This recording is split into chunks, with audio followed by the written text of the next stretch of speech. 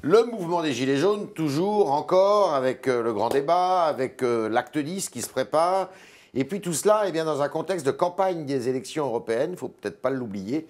Et c'est avec la tête de liste, justement, de la France insoumise que nous sommes ce matin, Madame Manon Aubry.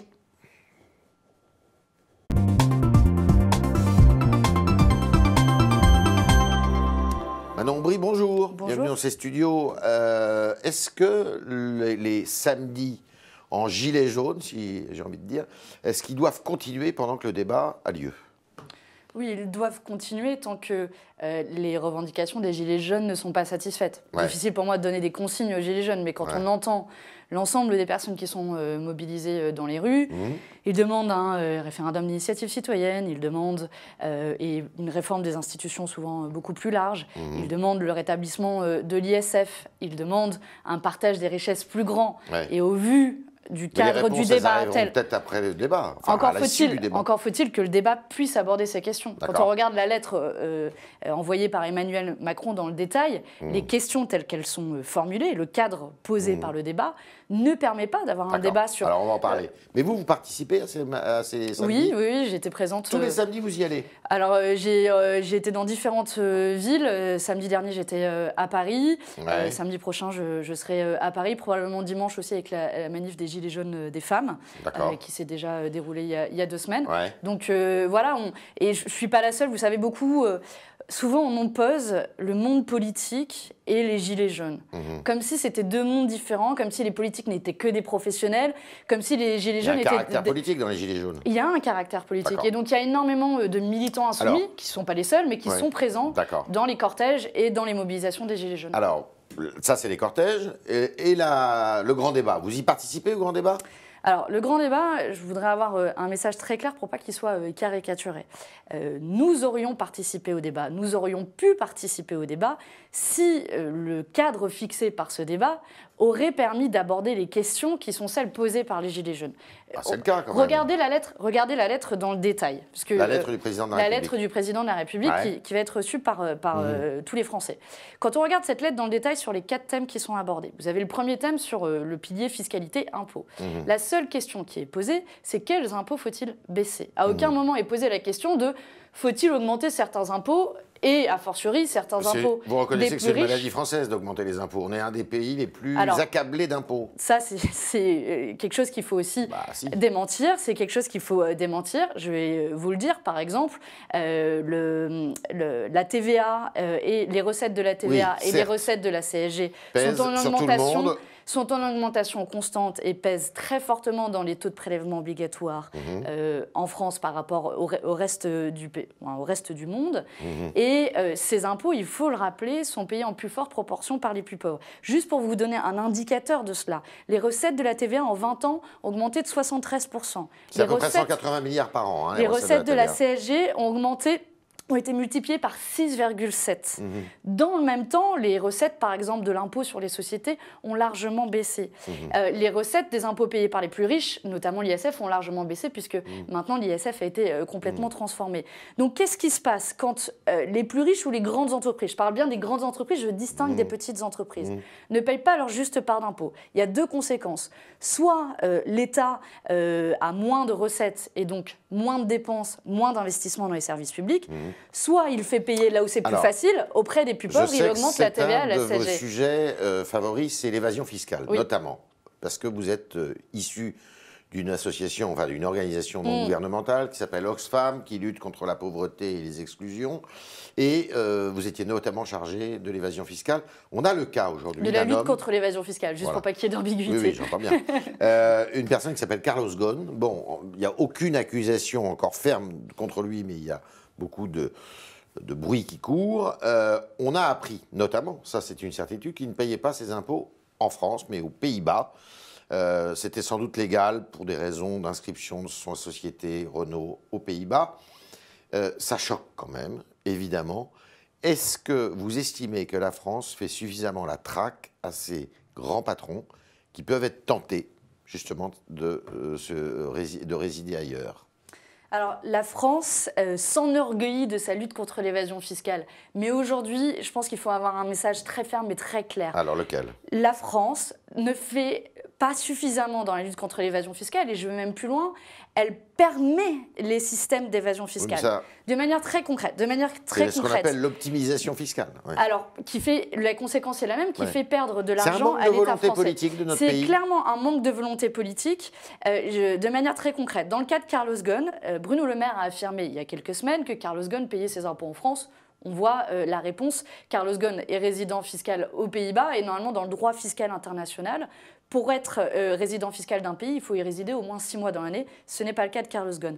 Maintenant, de manière très concrète, pour vous prouver que la France ne fait pas suffisamment dans la lutte contre l'évasion fiscale, il y a une loi contre la fraude fiscale qui a été débattue au Parlement il y a quelques semaines de cela.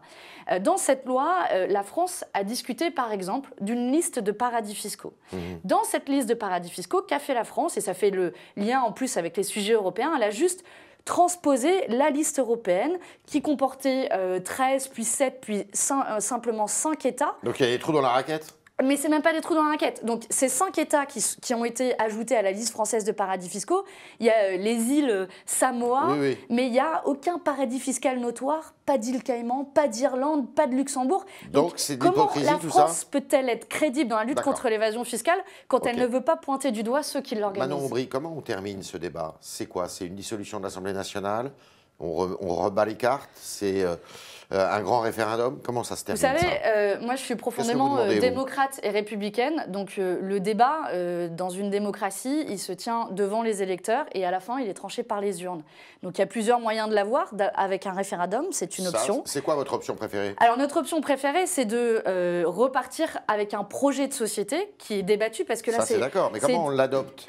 On l'adopte avec un débat électoral, donc une dissolution de l'Assemblée nationale. Ah d'accord. Avec un débat devant les électeurs, projet contre projet, et le projet qui l'emporte gouverne le pays. Et là, on pourra avoir notre mot à dire sur est-ce qu'on veut une politique qui favorise les plus riches ou pas. Européenne de la France Insoumise, vous demandez un référendum à l'issue de ce débat? Un référendum à l'issue de ce débat, et j'irai plus loin. Si on veut avoir un vrai débat de société, vraiment projet contre projet, on doit aller plus loin qu'un référendum et on doit l'avoir à travers une campagne électorale et derrière qui fait suite à une dissolution de l'Assemblée nationale. Marine Le Pen, qui parle assez peu, dit « mais avec la France insoumise, finalement, il y a beaucoup de choses qui nous unissent. Et d'ailleurs, la preuve, c'est que les Gilets jaunes, eh bien, il y en a beaucoup qui viennent, enfin, qui ont des sympathies pour la France insoumise, pour le Rassemblement national. Même combat? Moi, vous savez, je suis révoltée d'entendre que des amalgames peuvent être faits entre le Rassemblement national et la France insoumise, soit par intérêt électoral par Marine Le Pen, soit une petite musique alimentée par certains médias. Laissez-moi finir sur l'opposition, c'est très important d'être clair. Certains médias l'alimentent, la une du JDD dimanche dernier, le gouvernement aussi alimente en nous renvoyant dos à dos. Tout nous oppose avec le Rassemblement national. Quand le Rassemblement national prône des institutions actuelles, nous sommes pour un changement institutionnel et une 6e République. Quand le Rassemblement national veut renvoyer les migrants à travers les mers, nous sommes pour un accueil digne. Et surtout, quand le Rassemblement national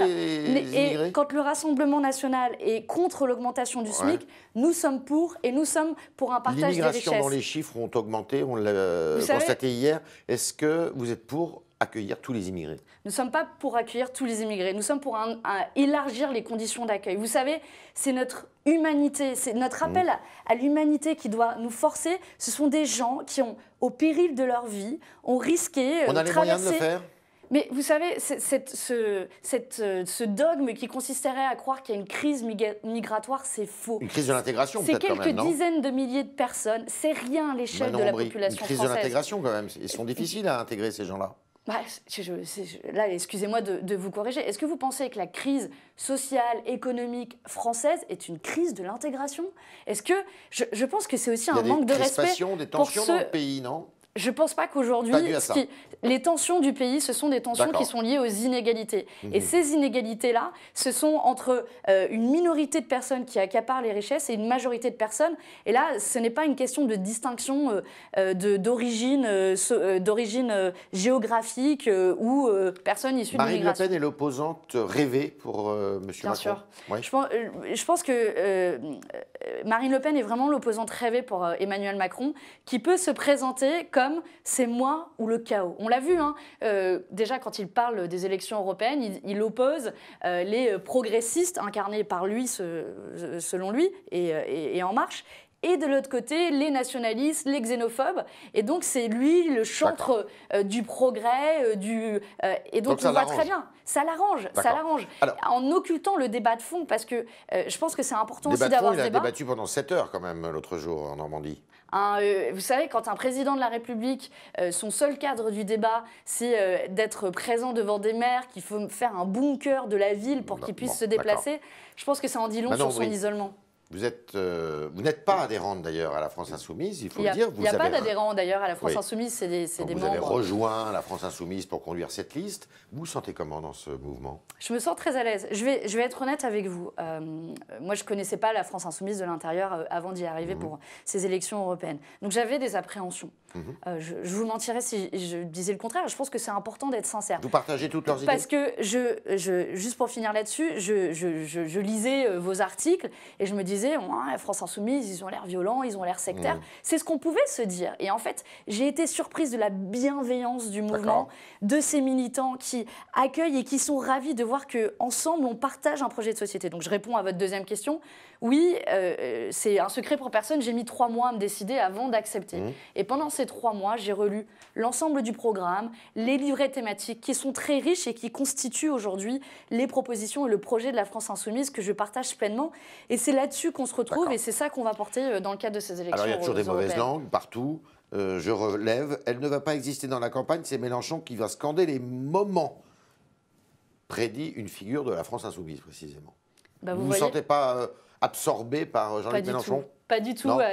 On me fait souvent la blague, mais est-ce que vous êtes gouroutisé par Jean-Luc Mélenchon? Non, pas du tout. Je pourrais vous dire que je vais sortir son portrait de ma poche avec lequel je me balade tous les jours et que... c'est pas le cas. Non, c'est pas le cas. C'est pas lui qui tire les ficelles. Et je pense que, juste pour s'arrêter sur cette question, quel mouvement politique a l'audace de placer à sa tête, pour une élection majeure que va être la première élection post-présidentielle, les européennes, quelqu'un qui n'est pas issu du mouvement et qui porte l'ensemble du mouvement? Je pense que c'est une audace aussi qu'il faut saluer de la part de la France Insoumise. On sent quand même, en les écoutant les uns les autres, j'écoutais Mme Autain ce matin, il y a quand même des divisions chez vous. Enfin, c'est pas un discours... je dirais, qui est unanime. Vous n'êtes pas tous sur la même longueur d'onde. Vous savez, quand un mouvement rassemble plus de 500 000 personnes, oui, il y a des diversités dans la manière dont on l'exprime. Oui, on peut avoir des divergences sur certains points. Mais sinon, on serait en dictature. Donc, c'est un mouvement qui est relativement large. Mais gazeux, vous savez, dit Gazeux, oui. Je pense qu'il n'est pas complètement faux. Mais vous savez, je pense qu'on s'accorde sur l'essentiel, sur la nécessité de placer la transition écologique au cœur de notre projet, sur la nécessité d'un partage des richesses, finalement lutte contre les inégalités, lutte contre le changement climatique, les deux sont liés, sur la nécessité de changement démocratique. C'est ça aujourd'hui qui fait l'unité et je pense la force du mouvement et qui m'a convaincue aussi de le rejoindre. La France Insoumise, c'est la gauche, c'est toute la gauche aujourd'hui?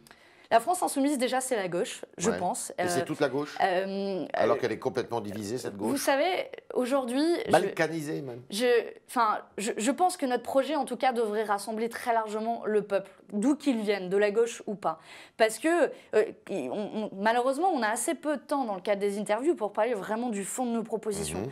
Donc, je me permets d'insister là-dessus, y compris dans le cadre des élections européennes. Sur les questions démocratiques, nous dénonçons les institutions de la Ve République et nous proposons une Sixième République dans le cadre franco-français. Et au niveau européen, nous disons l'Union européenne telle qu'elle est organisée ne donne pas la voix au peuple. Par exemple, moi, demain, en tant que députée européenne, je n'aurai pas la capacité de proposer une directive européenne. Aucune démocratie au monde ne voit ça. Ensuite, sur les questions de partage des richesses, je pense que là aussi, ça devrait rassembler le plus grand nombre. Je vous ai donné des exemples très concrets. Combien il faut que vous fassiez? Vous espérez combien? C'est quoi votre rêve comme résultat? Moi, j'espère que nous ayons le score le plus important possible. C'est-à-dire? Le plus important possible. Je pense que si on Là, se vous dit... êtes donné autour de 10, hein, c'est pas mirobolant. Hein. Vous savez, c'est des sondages à 5 mois d'un scrutin dont on parle encore assez peu. D'accord. Donc je pense qu'il ne faut pas s'en fier aux sondages. En tout cas, il y a la nécessité, je pense, pour nous, de montrer que la politique qui est menée par Emmanuel Macron en France est similaire aux injonctions européennes, mais aussi que nous sommes une alternative crédible et que nous avons des propositions à porter dans le débat. On est avec Manon Aubry, la tête de liste de la France Insoumise aux élections européennes, et on va continuer avec vos questions, chers internautes, qui seront posées par Jérémy Pontieux.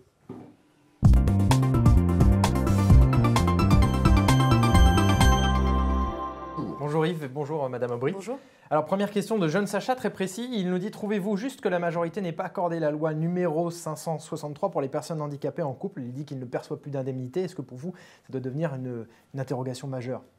Alors là, en l'occurrence, cette loi en particulier, je ne la connais pas. Ouais. Je sais que la question des personnes en situation de handicap est une question qui est chère à la France Insoumise. On se souvient tous notamment de l'intervention très relayée de François Ruffin à l'Assemblée nationale dans ce sens. Donc c'est une question, je pense, qu'il faut renvoyer à nos députés nationaux et sur laquelle il faudra se pencher, parce qu'aujourd'hui, la situation des personnes en handicap en France est déplorable à la fois par les aides directes qu'elles peuvent toucher. La France est en retard parmi les grands pays européens.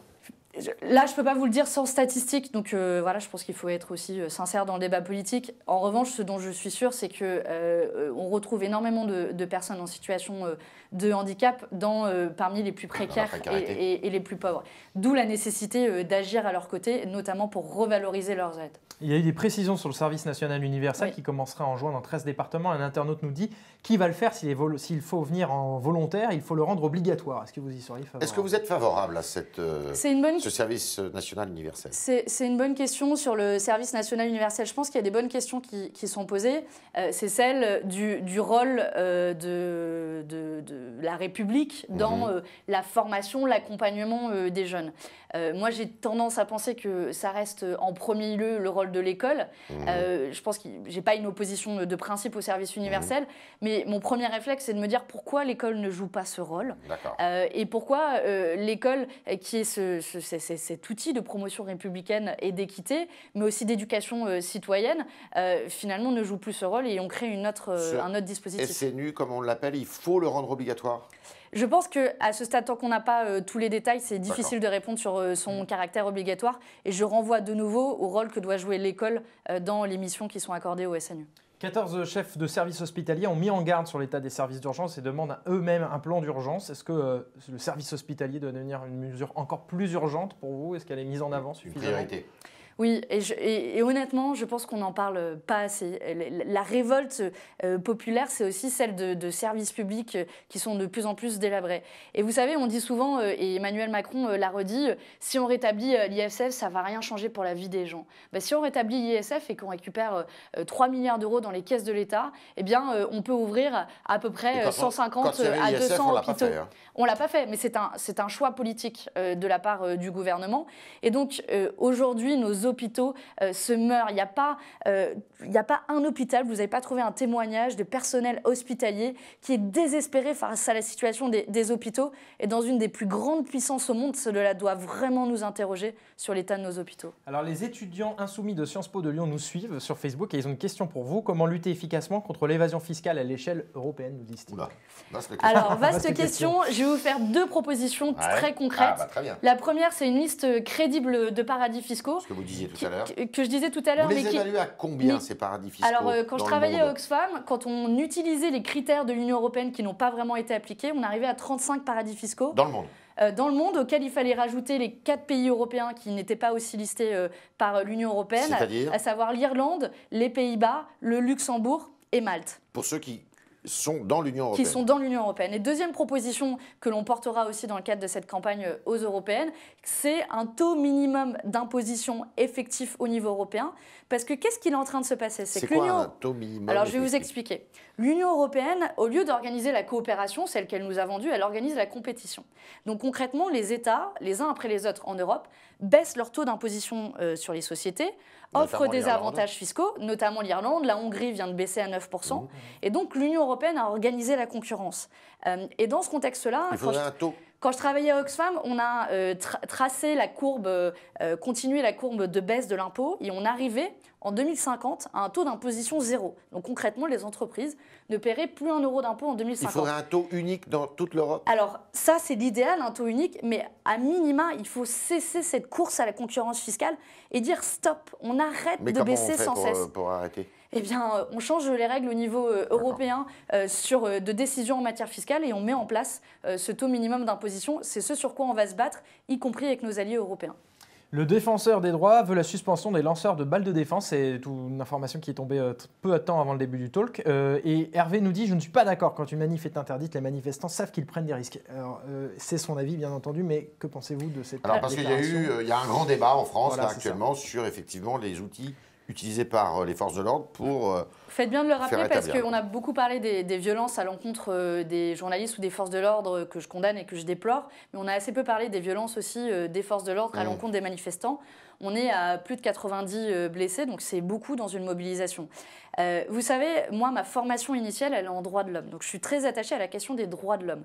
Et Amnesty International a rappelé, notamment à l'occasion de cette loi qui a été annoncée par Édouard Philippe, dont on ne parle plus du tout sur l'interdiction des manifestations, qu'une manifestation, même à caractère spontané, fait partie des droits de l'homme. Donc je pense qu'il est important de le rappeler parce que c'est un droit international. Et sur donc, les balles, là. Et donc en réponse à cette question, même quand il y a une manifestation qui est faite de manière spontanée, je pense que ça ne mérite absolument pas qu'on tire à balles de flashball avec toutes les conséquences que l'on connaît. Donc il faut supprimer ces balles? Faut supprimer je le pense flashball? qu'à minima, il faut l'encadrer, oui. À minima, il faut l'encadrer, voire la suppression de ces flashballs, parce que le maintien de l'ordre ne se fait pas à coup de violence, et qu'il faut le rappeler, et ce que je souhaite... La faute aux forces de l'ordre, c'est violence? Non, c'est pas la fausse. Vous savez, les forces de l'ordre sont des citoyens comme vous et moi. Ils répondent à des ordres. Et donc, je pense que c'est la responsabilité aujourd'hui du gouvernement d'appeler au calme vis-à-vis des forces de l'ordre dans leur comportement avec les manifestants sur le terrain. Et il faut rappeler qu'il n'y a pas d'ordre sans justice sociale et fiscale et que finalement, ce sera la meilleure réponse à apporter. Manon Aubry, merci de vos réponses. À vous autres, chers internautes, merci d'avoir posé vos questions via Jérémy Pontieux et puis bien à demain si vous le voulez bien.